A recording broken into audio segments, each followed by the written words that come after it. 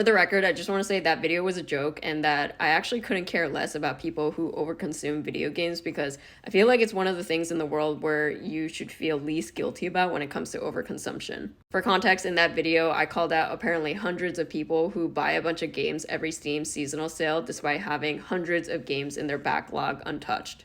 This is actually one of the reasons why I felt like gaming content creation was really for me because I felt like it was a lifestyle fit compared to other niches I could be creating content about.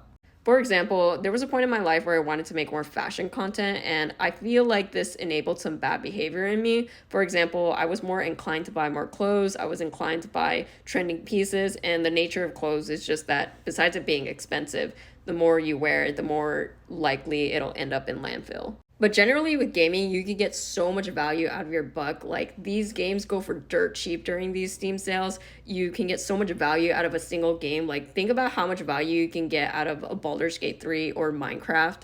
And these games you can play at any point in your life. You can play it now, you can play it in 10 years, 20 years. You can pass it on to your kids if you decide to have any. And most of the time, of course, there's outlying cases, but most of the time, especially with indie games, you're supporting developers' livelihoods, developers who just want to make cool stuff.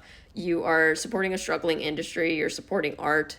Not saying something like fashion isn't art, but I think you get what I mean when I say that the money that you use to show support for an industry, it's a little less nebulous as to where exactly it's going when you're supporting smaller developers. So if you decide to buy 10, 20 games during this Steam sale, go for it. I don't give a shit.